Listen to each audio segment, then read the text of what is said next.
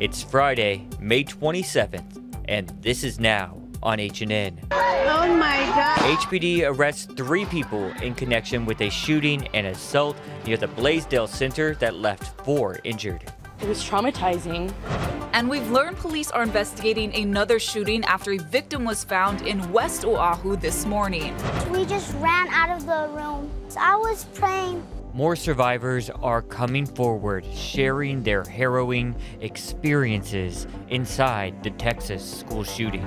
Thinking, why is this happening? Next, I'm going to shoot you right inside of your head. Some Hawaii school employees threatened with violence say the education department isn't taking their concerns seriously. We're still recovering in a lot of ways. These stories, plus some important tourism updates for those traveling to and from the Aloha State. That's coming up on This Is Now.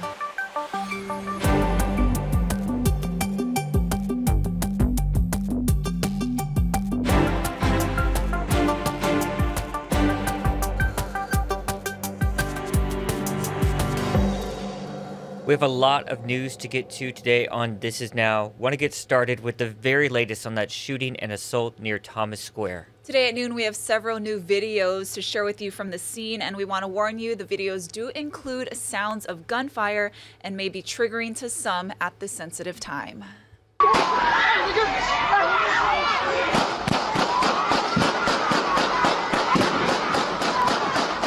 HPD was called out to the scene on Baratania Street near Thomas Square just before 9 last night.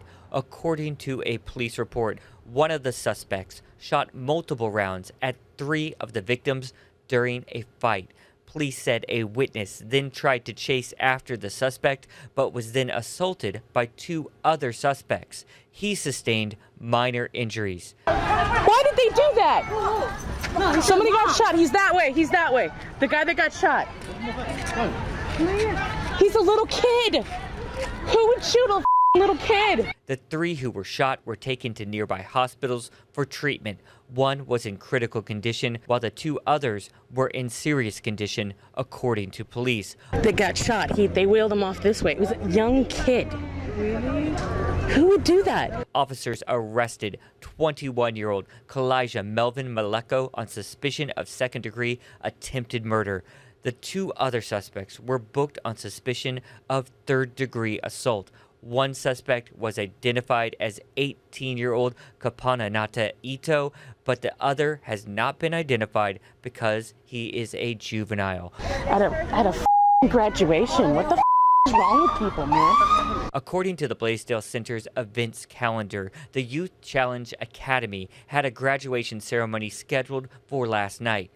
Witnesses we talked to recounted hearing those gunshots. Oh my God. It was panic. It was traumatizing.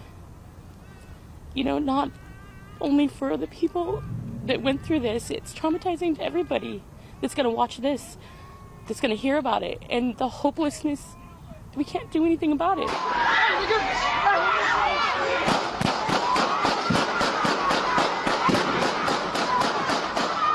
Of course, we have a team of reporters and producers working to get even more information about this still very much developing story. Look for those new details coming up on later editions of Hawaii News Now and on your HNN digital platforms.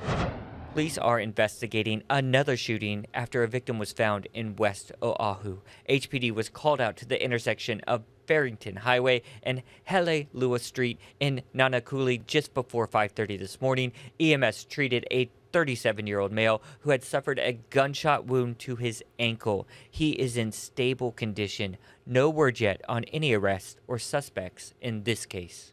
Authorities in Uvalde, Texas are working to piece together the moments before a shooter killed 21 people at Robb Elementary School on Tuesday. Chris Wynn has the very latest.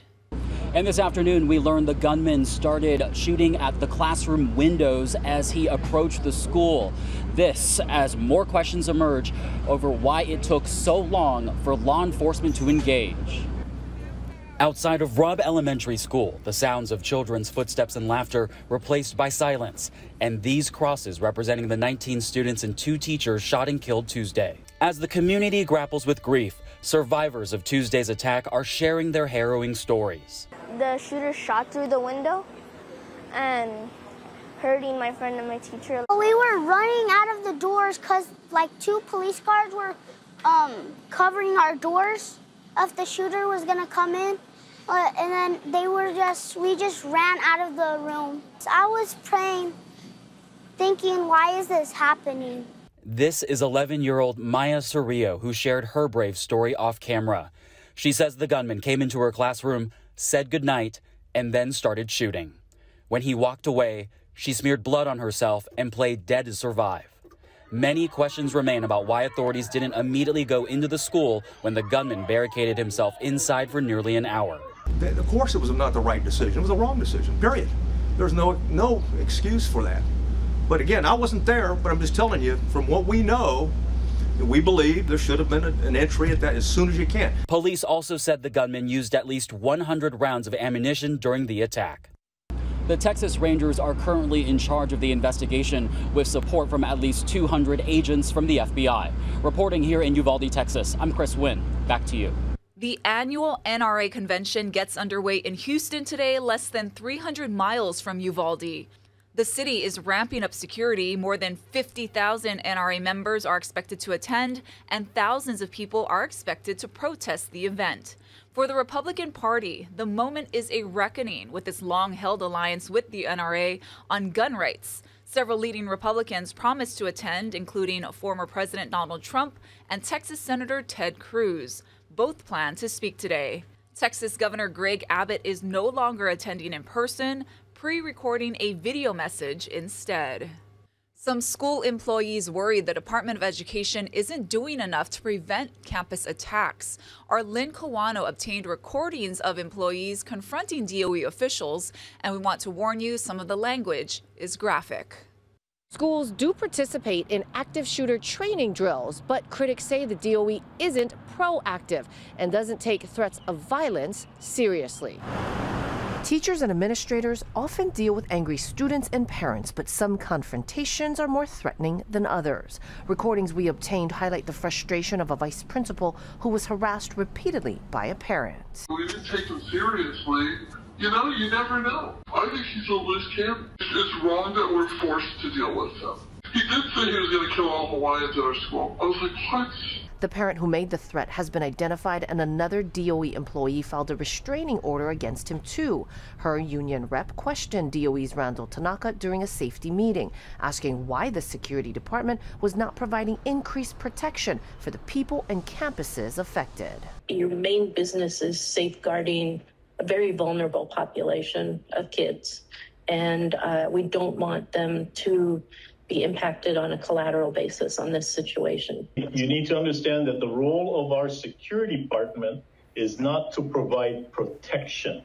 That's not their function, right? So what we do either is contract that out, or that's a function of the HPD. That statement puzzled another school leader who also faced threats of gun violence. In my situation, the threats were not just to me, but they were to my children, meaning that there are targets on 3 individuals' backs, which means that 3 campuses are in danger. This former principal of Stevenson Middle took a leave of absence after an unidentified man threatened her and her children, one in elementary school, the other in high school, in a series of hacked emails and a frightening phone call. Else I'm going to shoot you right inside of your head, right inside of your mouth, okay?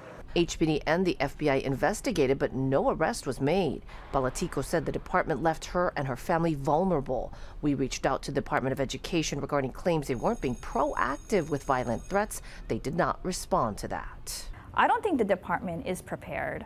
I think that there are threat assessment protocols out there. As an administrator, I know that we didn't run our staffs through them. Balatico went on leave and filed a complaint with the Equal Employment Opportunity Commission. I'm Lynn Kawano, Hawaii News Now. And this tourism update to get to: Hawaii counted more than 809,000 visitors flying here last month, with another 8,656 sailing here. Average stay lengths lengthened a little, we're told, suggesting more than 2 weeks vacations for some. Canadian traffic recovered to 3/4 of normal. Japan is still not doing so hot, and we're getting less than half of normal from the South Pacific. Despite all this, April visitor spending was at $1.6 billion, up 21% from pre-COVID 2019. And now our Howard Dykes has an illustrated look at how our hotels did in April across the islands. Yeah, let's look at some more deeper detail of the 4 operating counties and how things did in April. The numbers are really quite surprising. First of all, let's take a look at the occupancy itself. It ranged from 73% on Maui up through 77% on the Big Island and Oahu to 83% on Kauai. These numbers in parentheses compare that to 2019, when Kauai was only about 2/3 full, Oahu was about the same, Maui was fuller, and the Big Island was about the same. Now, these are the average rates, not just the average rates in the big oceanside resorts, but all of them, including the economy hotels. It all averaged out to a low of $259 a night on Oahu, which is actually not that different from pre-COVID, to much higher rates on the other islands, $361 on Kauai, $429 on the Big Island, $610 a night on Maui. And again, those are averages across all the different tranches of hotels. It was more than $1,000 a night on average at the most expensive 5-star resorts on Maui.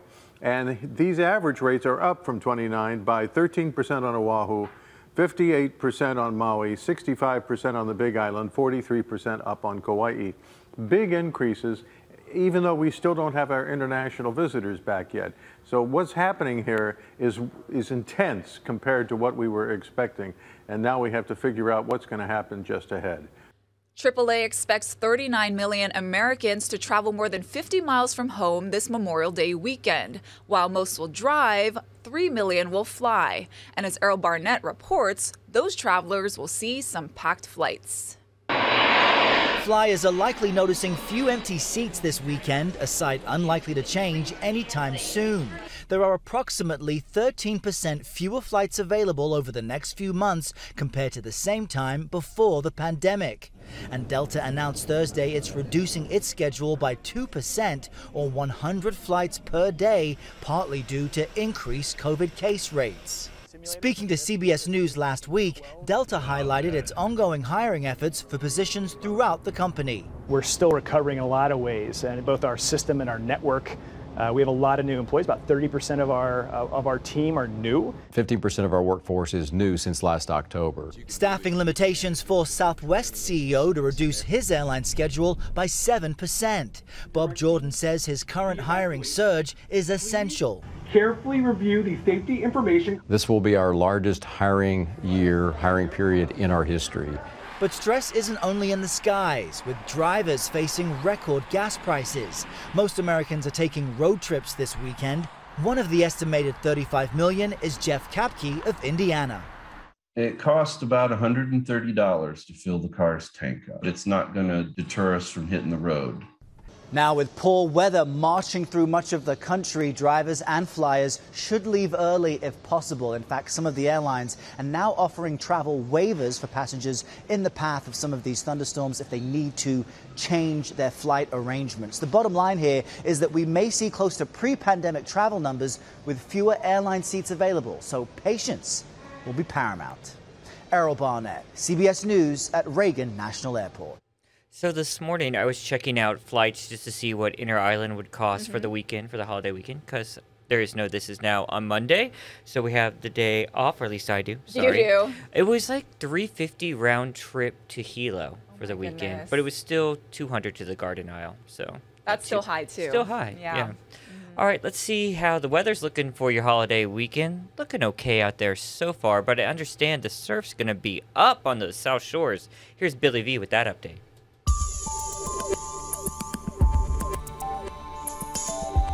on the south-facing shorelines, the surf is going to be big, 7 to 10 feet surf. That's pretty much advisory level from storms over in New Zealand. And everything else is smaller than that. West side's got a boost also 5 to 7 feet. Check with the lifeguards before you go out. Checking your 7-day forecast today. Nice trade wind weather, 15 to 25 mile per hour winds. They're going to be gusty, lots of sunshine.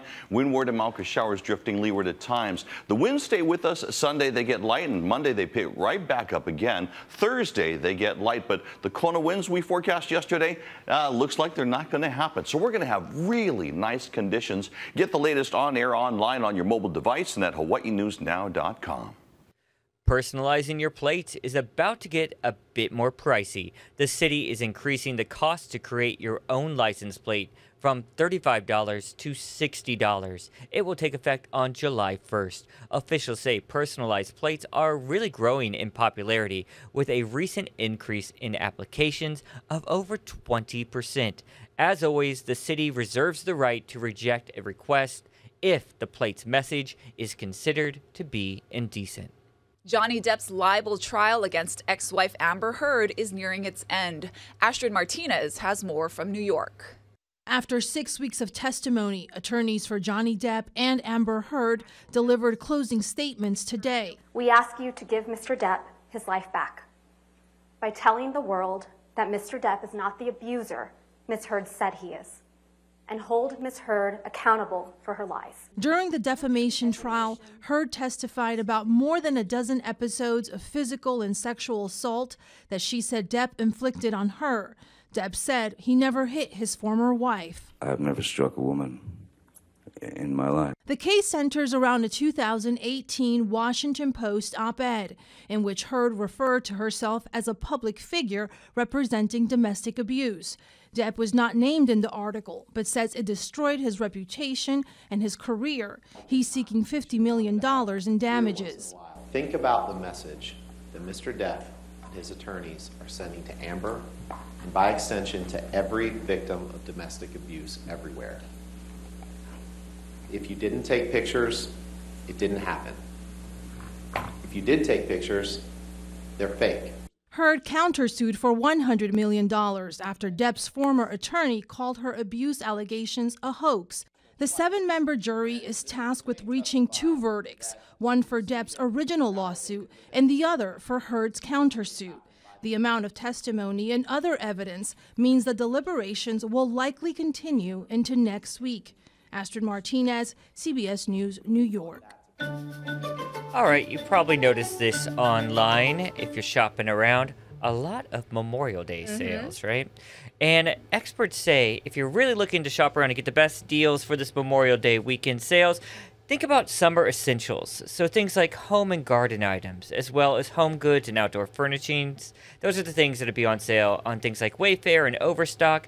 NBC made a list of the best Memorial Day sales for 2022, and I'm going to run through some of those deals right now, starting with this. This is a really good one. The MacBook 13.3-inch laptop is now its lowest price in 3 months, down $100. Pretty good deal there. Moving on to the Ring Alarm 8-piece kit, down to $187 from its $249 original price tag on a number of sites out there. And then there is this Chai Original 1-inch digital ceramic hair iron at its lowest price ever, $51 on Amazon. I think it was over $100 at one point. Yeah, there's other deals out there as well. Lowe's, Target, Home Depot are all having big sales on their outdoor furniture. Wayfair, as I mentioned before, up to 70% off their outdoor and patio furniture.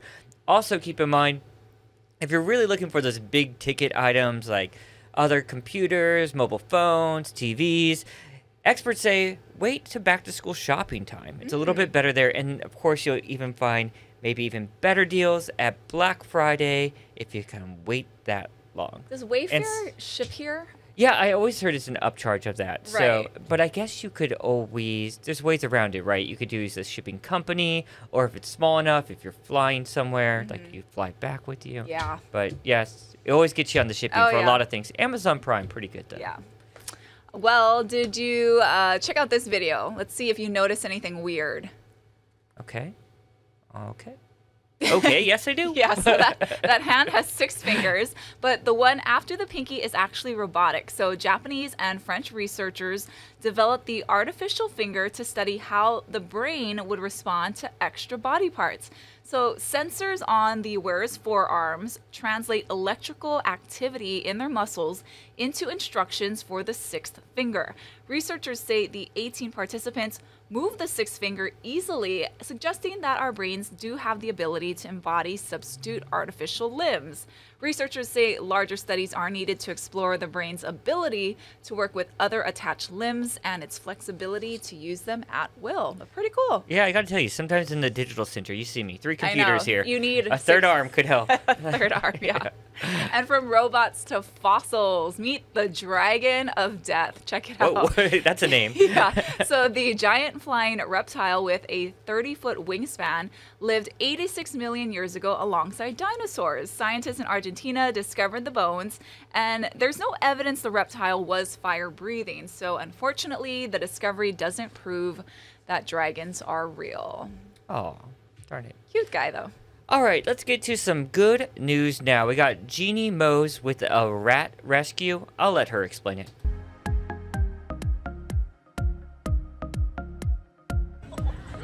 Usually sympathy is not something most people feel for rats, but when a rat runs the gauntlet of dogs at a New York City dog park, oh my God! Oh. The rat became the underdog, chased by canines like Zoe. She caught it 3 separate times. Zoe may be yawning now, but her jaws were engaged, going after that rat. She's like a hyper hunter.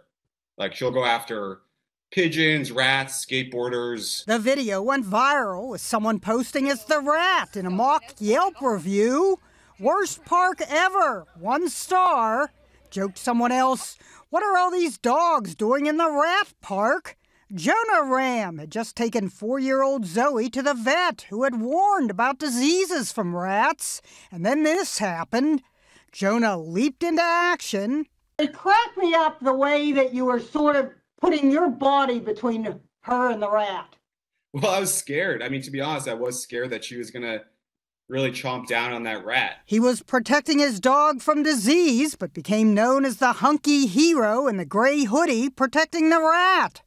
Zoe's dad is a cutie. Is he single? I'm not, no. I live with my girlfriend.